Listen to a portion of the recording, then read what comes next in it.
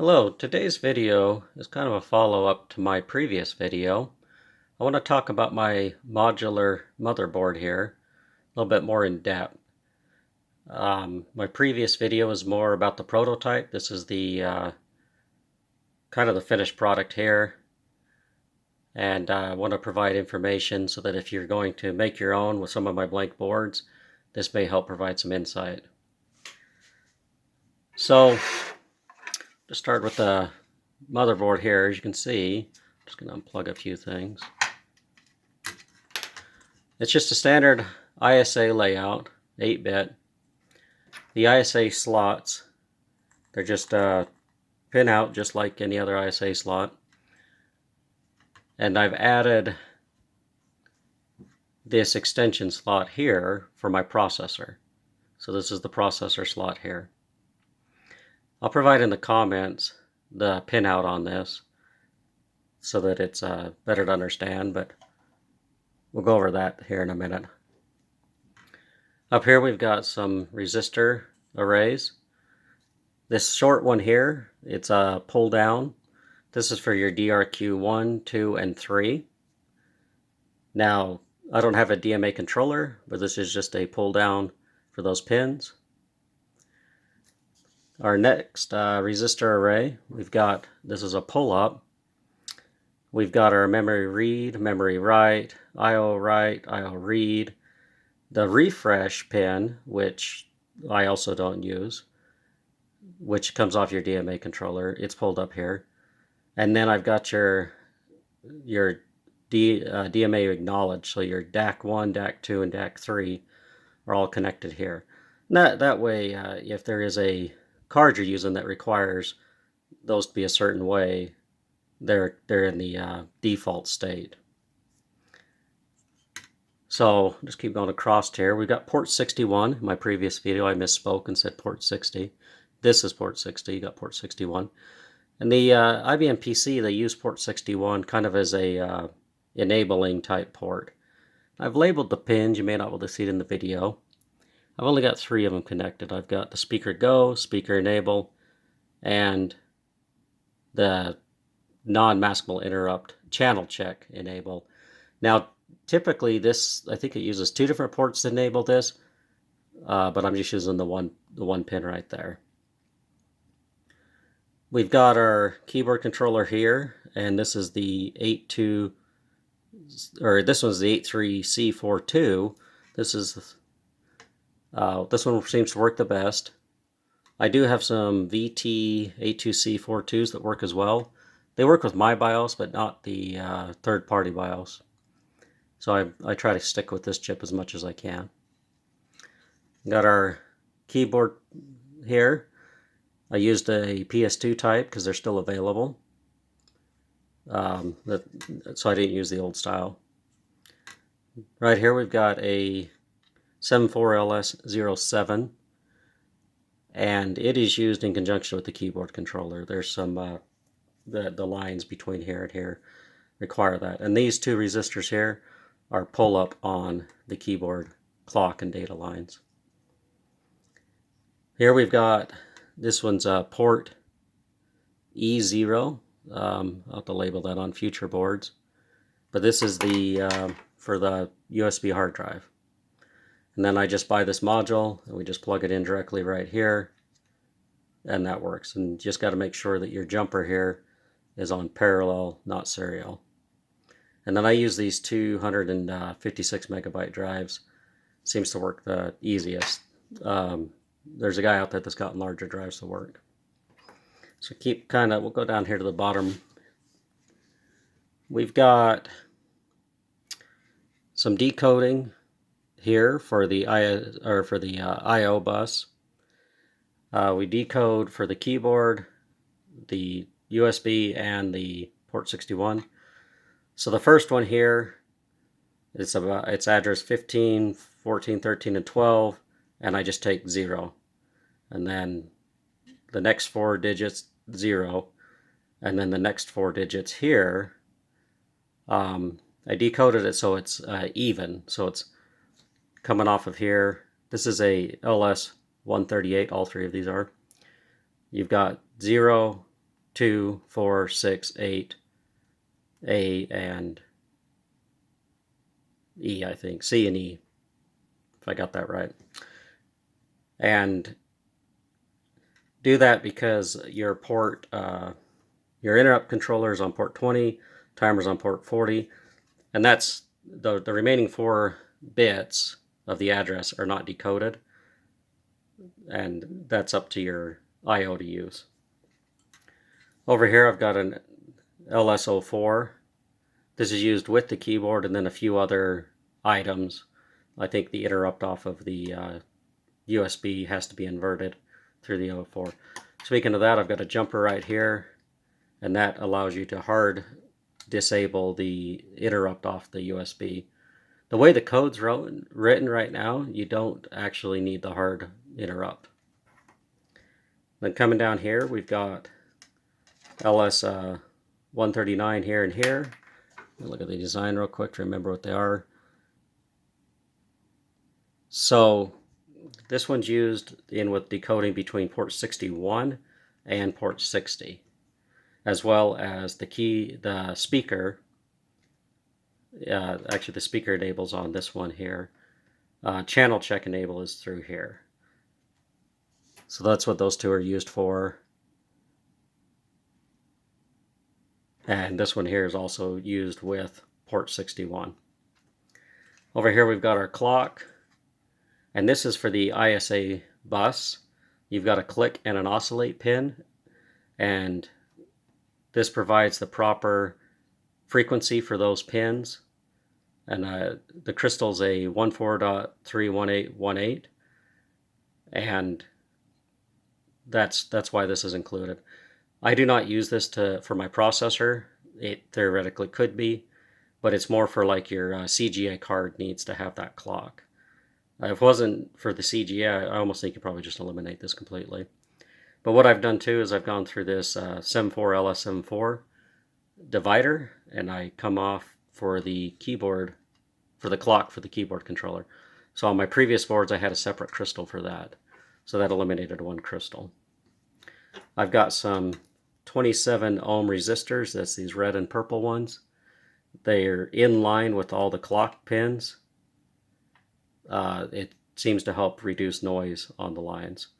Over here is a 33 ohm, and that's used with the speaker. And here we've got some 510 ohm, and they're connected to the crystal. I want to say they're pulled up, and that helps eliminate noise.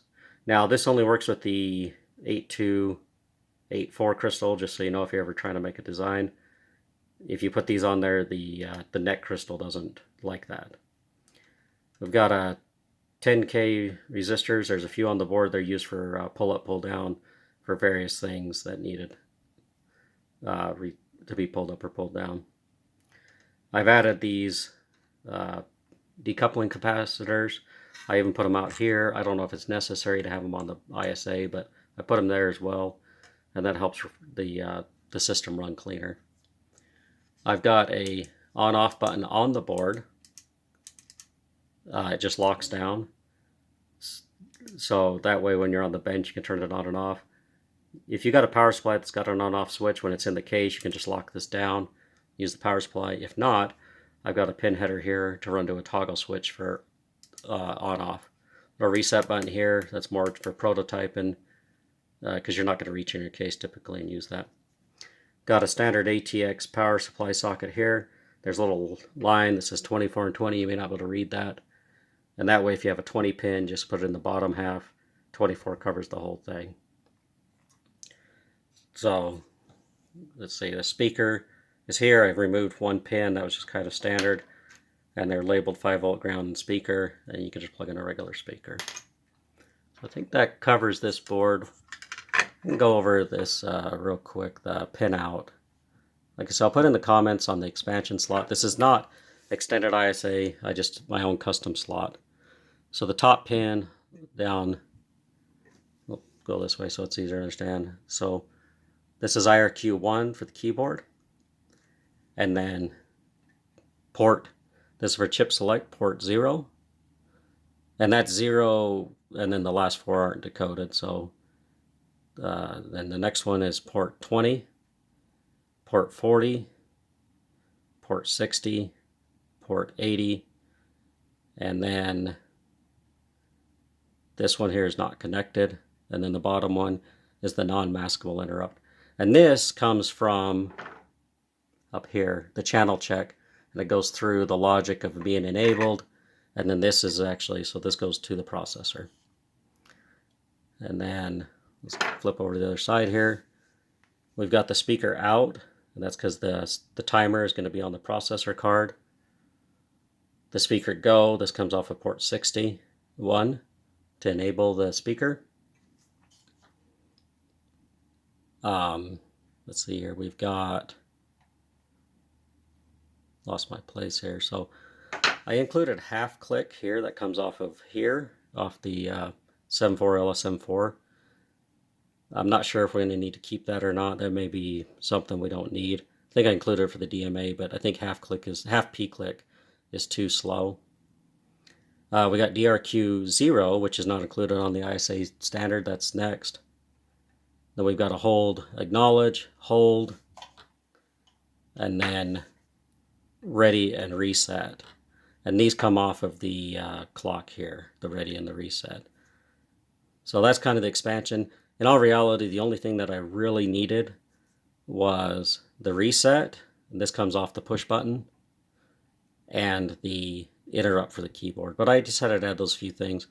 Where I had to decode, it's like, why not put those on there? So I didn't have to put more decoding on my processor card. So I'll write in the processor card here, kind of a nice into that. You can see there's nothing to this one. This is a V40. I went ahead and put the latches on the card.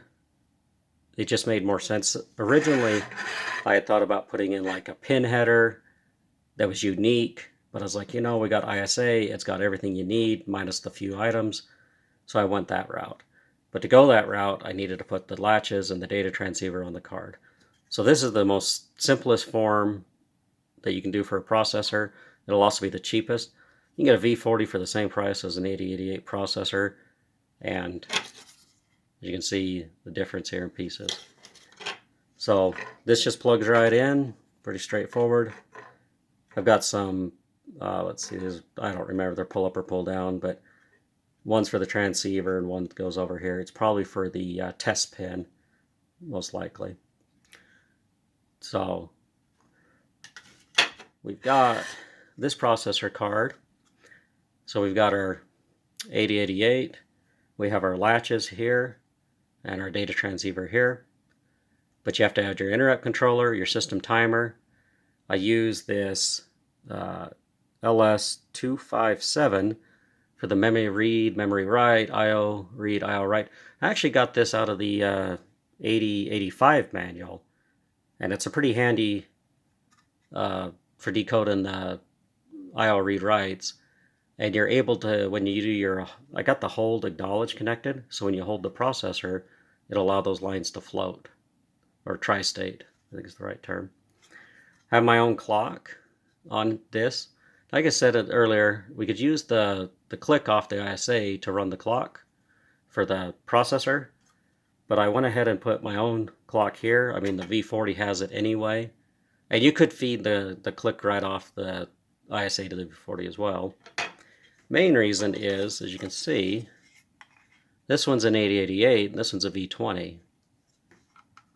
That's got a 24 megahertz clock, and this one's actually the 14.31818. And I probably go like a 15 in there, so it's a nice even 5 megahertz. And that way you can have faster clocks on your processor instead of just the system speed. As I was saying before, I used the NEC. It's a 71011